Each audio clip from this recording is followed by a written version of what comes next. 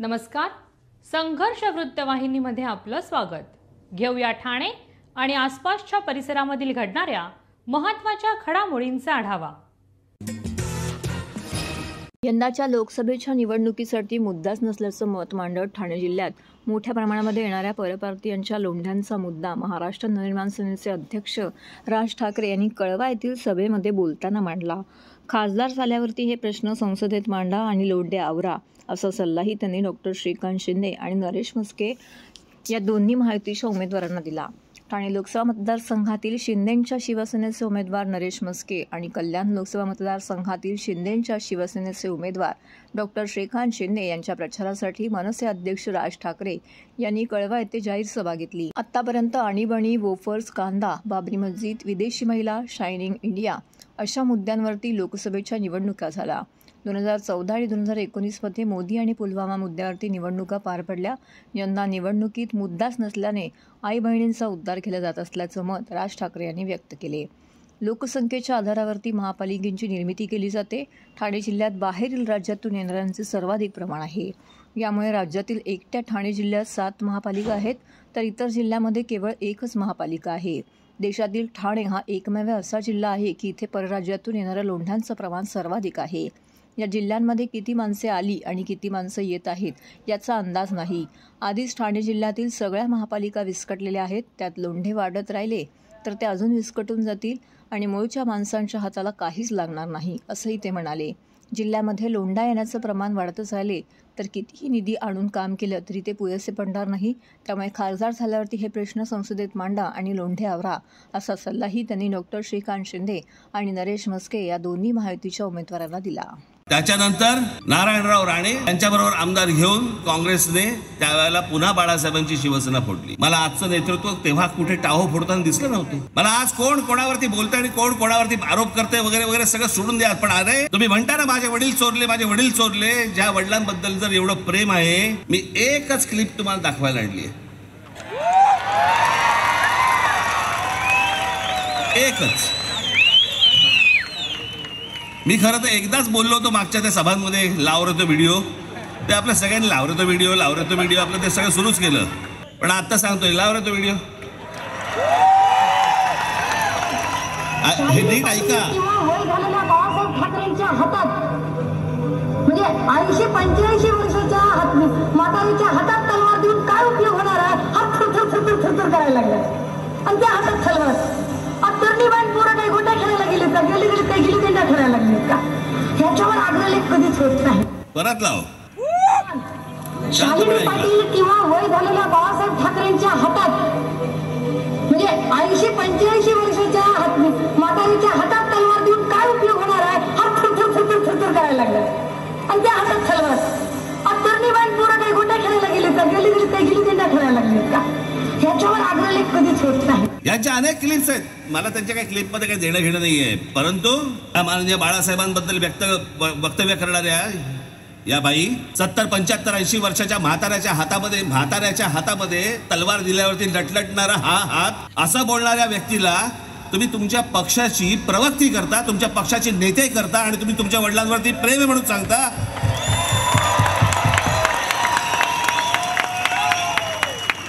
ज्या छगन भुजबळांनी माननीय बाळासाहेबांना अटक करण्याचा प्रयत्न केला होता, त्या छगन भुजबळांबरोबर तुम्ही बाहेर पडल्यावरती, भाजपनं फारकत घेतल्यावरती एका मंत्रिमंडळामध्ये तुम्ही मांडीला मांडी लावून बसता, तेव्हा वाटत नाही की माझ्या वडिलांना अटक करायला लावणार हा माणूस ह्याच्यावर मी बसणार नाही? वाटलं नाही तेव्हा? कसला फोडाफोडीचं राजकारण सांगताय तुम्ही? ही सगळी माणसं जी काय आज आहेत, एक गोष्ट तुम्हाला सांगतो, मी ज्या वेळेला पक्षात बाहेर पडलो, माननीय बाळासाहेबांना सांगून बाहेर पडलो. मी भेटायला गेलो, त्यांनी मला असं मला अजूनही आठवते, त्यांनी माझे असे हात केले. मी त्याच्या जवळ गेलो, आम्ही दोघांनी मिठी मारली एकमेकांना. मी म्हटलं येतो, मी काय करणार आहेस? म्हटलं मला माहीत नाही. एक निश्चित मनात होत, या बाळासाहेब ठाकरे सोडून कोणाच्याही हाताखाली काम करणार नाही. पक्षाचे किती चढ उतार आले, मार्ग काढीन त्यातनं. यांनी काय पाहिलंय? मला असं वाटतं कुठेतरी मध्यंतरी ते सगळं सुरू होतं की ह्यांना सगळ्यांना सिंपती मिळाली. कसली सिंपती? 2-2.5 वर्षापूर्वीचा काळ काढून बघा. शिवसेना आणि भारतीय जनता पक्ष तुम्ही एकत्र निवडणूक लढवलीत ना रे. लोकांनी तुम्हाला एकत्र म्हणून, तुम्हाला युती म्हणून मतदान केलं होतं ना. तेव्हा निकाल लागल्यानंतर ज्या वेळेला त्याला कळलं की बाबा आपल्याशिवाय ह्यांचं सरकार बसत नाही, नवीन टोम काढली. आपलं ते 2.5 वर्षाचं उपमुख्यमंत्री पदाचं काय हे म्हणे 4 भिंतीत ठरलं आमचं. 4 भिंतीत आधी काय नाही बोललं. म्हणजे अमित शहा आणि आमची म्हणे बैठक झाली एका खोलीमध्ये आणि तिकडे ठरलं की आम्ही 2.5 वर्षाचं आम्ही करणार. नरेंद्र मोदींची सभा झाली, तिथे हे व्यासपीठावरती उपस्थित नरेंद्र मोदी स्वतःच्या भाषणामध्ये सांगतायत की आमचा पुढचा मुख्यमंत्री देवेंद्र फडणवीस असणार. का नाही आक्षेप घेतलात? अमित शहाच्या सभेमध्ये व्यासपीठावर तुम्ही बसलेले होतात, तिथे अमित शहा म्हणाले आमचा पुढचा मुख्यमंत्री देवेंद्र फडणवीस असणार. का नाही आक्षेप घेतलात तेव्हा तुम्ही? निवडणुकीचे निकाल लागल्यानंतर तुम्ही सगळ्यांना जगाला सांगताय की माझ्याबरोबर 2.5 वर्षाचा करार केलेला. मग अधिकाऱ्यांना सांगितलं तुम्ही लाखो लोकांची मतं वाया घालवलीत आणि त्याच्यानंतर ज्यांच्या विरोधामध्ये तुम्ही निवडणूक लढवलीत त्यांच्याबरोबर जाऊन तुम्ही तिकडे विधानसभेमध्ये बसलात काँग्रेस आणि एनसीपी बरोबर. आता ते इथे आहेत. मला आता कित्येकदा हल्ली कळतच नाही कोण कुठच्या पक्षात आहे. सर्व नागरिकांना आवाहन करण्यात येत आहे की सध्या डासांमार्फत पसरणाऱ्या डेंग्यू या आजाराचा प्रसार रोखण्यासाठी प्रत्येकाने पुढील प्रमाणे कार्यवाही करावी. डेंग्यू आजार एडिस इजिप्ती हा डास चावल्याने होतो. या डासांची पैदास साचलेल्या किंवा साचवलेल्या स्वच्छ पाण्यामध्ये होते. 8 दिवसांपेक्षा जास्त दिवस पाणी उघडे व साचून राहिल्यास त्यात डास अंडी घालतात. अंड्यांच्या अळ्या तयार होऊन पुढे डास तयार होतात.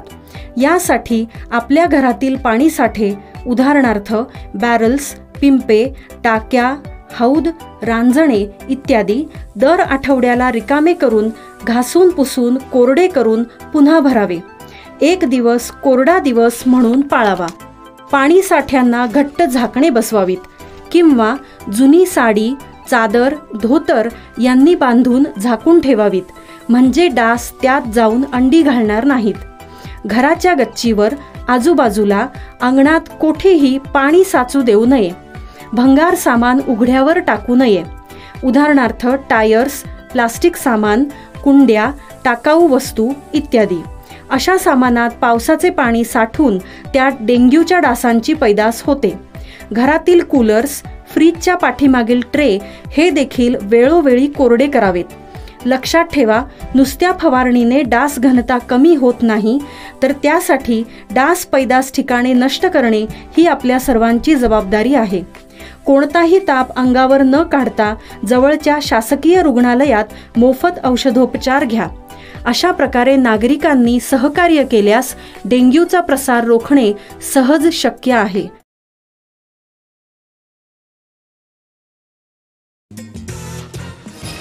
महाविकास आघाडीचे उमेदवार राजन बाबूराव विचारे यांच्या प्रचारार्थ रविवारी रथयात्रेचं आयोजन करण्यात आलं होतं.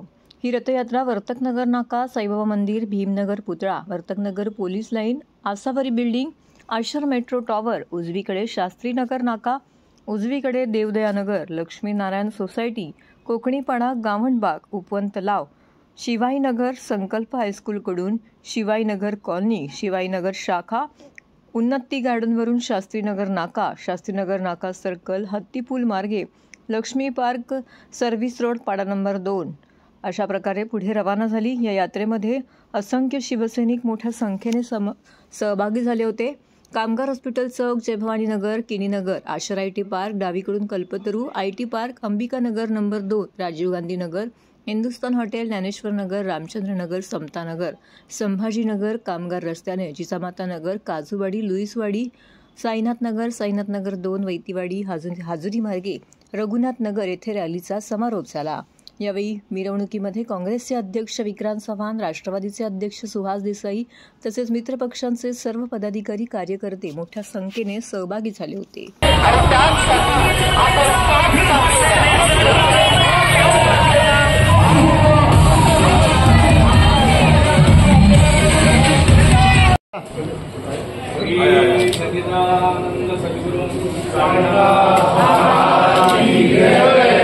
झाला विजय.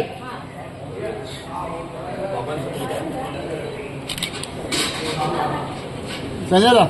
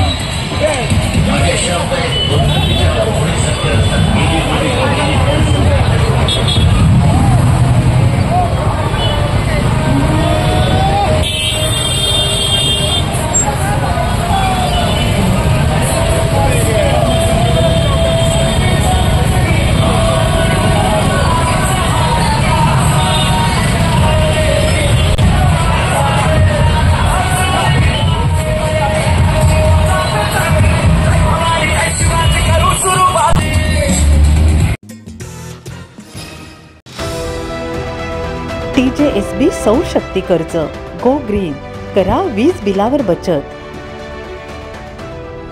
आकर्षक व्याजदर, 84 महिने परतफेड कालावधी, 80% लोन, व्यावसायिक आणि उद्योजकांकरता सुद्धा. अधिक माहितीसाठी तुमच्या जवळच्या शाखेला भेट द्या किंवा संपर्क साधा. 1800-223-466 आणि 1800-266-3466.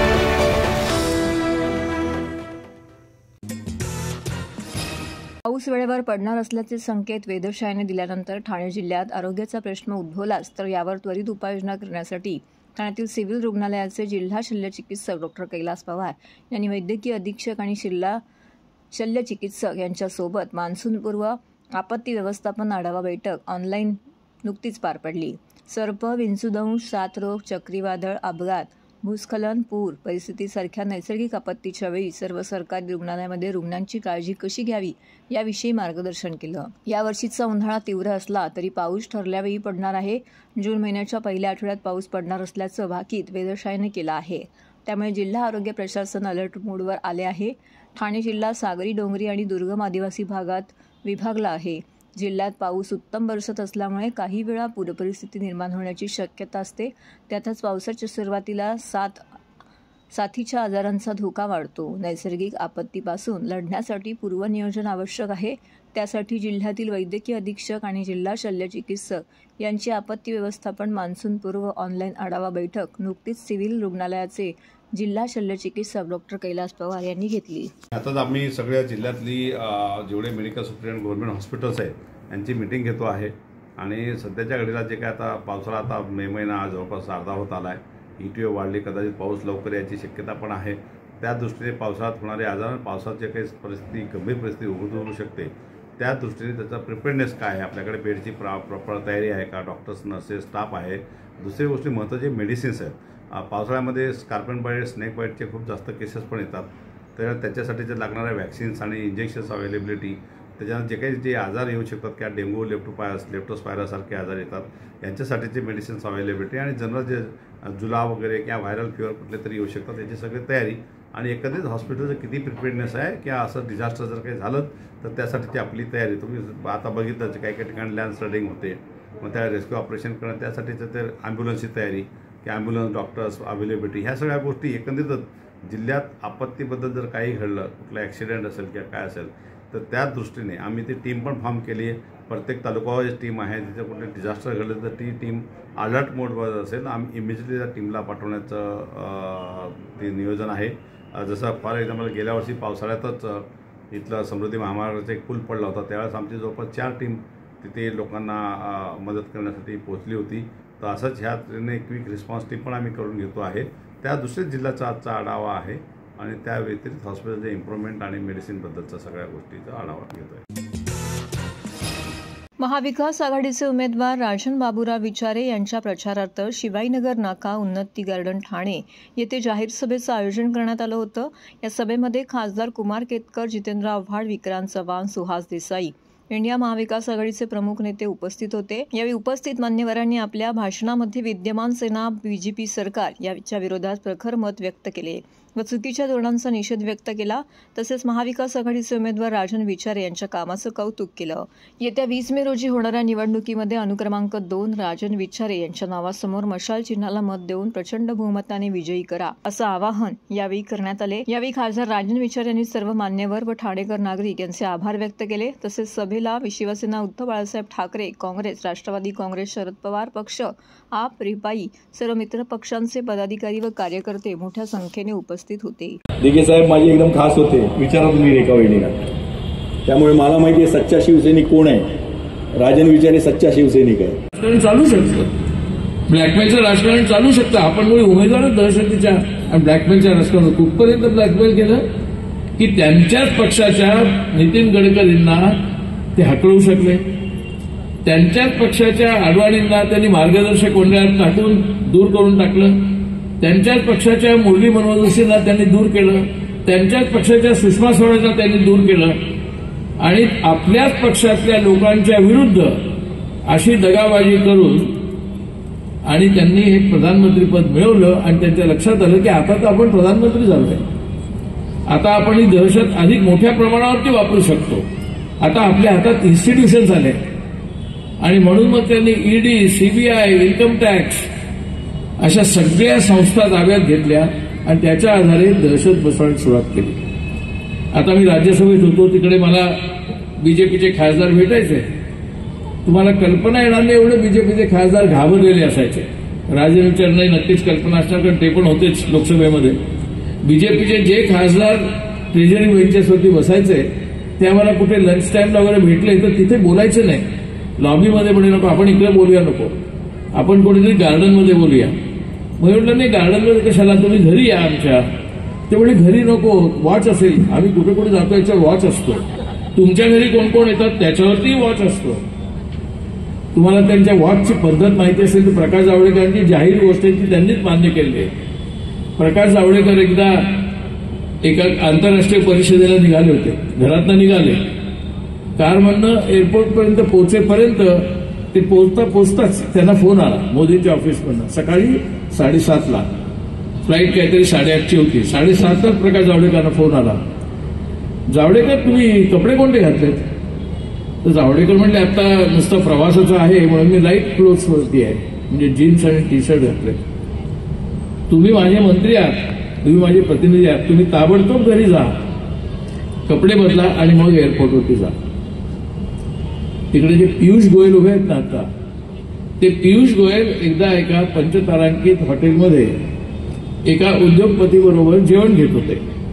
ते जेवण घेत असतानाच मोदींचा फोन आला त्यांना, अहो तुम्हाला घरी जेवण मिळत नाही का? तुम्ही त्या उद्योगपतींबरोबर का जेवण घेताय?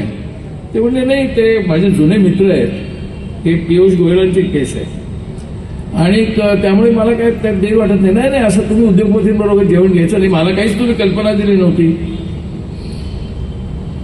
तुम्ही ते जेवण रद्द करा आणि घरी जा। पियुष गोयल घरी गेले, प्रकाश जावडेकर घरी गेले आणि कपडे बदलून मग एअरपोर्टला गेले। पूनम महाजन तुम्हाला कदाचित सांगणार नाही पण त्या लोकसभेत होत्या, त्यांनी आम्हाला सांगितलंय। मी त्यांना विचारलं आता तुम्ही काय भाषण करणार आहात? त्या म्हणल्या आम्हाला कोण ठरवता येतं आम्ही काय भाषण करणार, आम्हाला कागद लिहून दिला जातो, मोदींकडनं कागद येतो, ते जे सांगणार तेच। त्या भाषेत बोलतात फॅसिझम विरुद्ध डेमोक्रेसी, ही लढाई भारताचे लोक विरुद्ध बीजेपी अशी सुरू झाली आहे। तर आम्हाला टिकवायचं ते संविधान, ज्याची सुरुवातच होते आम्ही भारताचे लोक, आणि त्यांना आम्ही भारताचे लोक हे मान्य नाही, त्यांना संविधानच मान्य नाही, त्यांना संविधानच मान्य नाही। त्याची 2 छोटी उदाहरणं मी देतो। नवीन संसद भवनाचं उद्घाटन झालं आणि तिथे एक पत्रक वाटण्यात आलं, म्हणजे प्रिॲम्बल ऑफ द कॉन्स्टिट्यूशन, जो संविधानाचा गाभा आहे आणि तो एका छोट्या पॅरेग्राफमध्ये गेलेला आहे, तो वाटण्यात आला आणि त्याच्यातनं सेक्युलरिझम हा शब्दच गायब करण्यात आला आणि सोशलिझम पण गायब केलं. तेव्हा अनेक खासदारांना विचारलं हे कसं काय झालं, हे दोन शब्द कुठे गेले. त्यांच्या लक्षात आलं की लोकांनी आपली चूक पकडलेली आहे. लगेच त्यांनी ते विड्रॉ केलं आणि म्हणले चुकून प्रिंटिंग मिस्टेक झाली. ती प्रिंटिंग मिस्टेक नव्हती, ते टेस्ट होती की हे जर आपण टाकलं तर प्रतिक्रिया काय. पण त्यांचे मनातले विचार स्पष्ट झाले की त्या संविधानातला सेक्युलरिझम म्हणजे धर्मनिरपेक्षता हे त्यांना काढून टाकायचं. त्या देशामध्ये धर्मद्वेष इतका वाढीला लागलाय. पहिल्या टप्प्यामध्ये निवडणुका झाल्या 102 जागांसाठी आणि त्या 102 जागांसाठी निवडणुका झाल्यानंतर त्या रात्री केतकर साहेब ते नागपूरला थांबले होते. नागपूरला जवळजवळ 4 वाजेस्तोवर त्यांना काही माणसं भेटली आणि दुसऱ्या दिवशी त्यांनी विधान ते हेरिटेज टॅक्सवर केलं, म्हणजे मंगळसूत्रावर केलं. हे इतकं घाणेरडं विधान होतं की या देशाची संस्कृती माहीत नसलेला माणूस कसा बोलतो याचं एक ज्वलंत उदाहरण होतं. तर हे होतं संघर्ष वृत्तवाहिनीचं आजचं बातमीपत्र. उद्या पुन्हा भेटू याच वेळी याच ठिकाणी ताज्या घडामोडींसह. तोपर्यंत नमस्कार.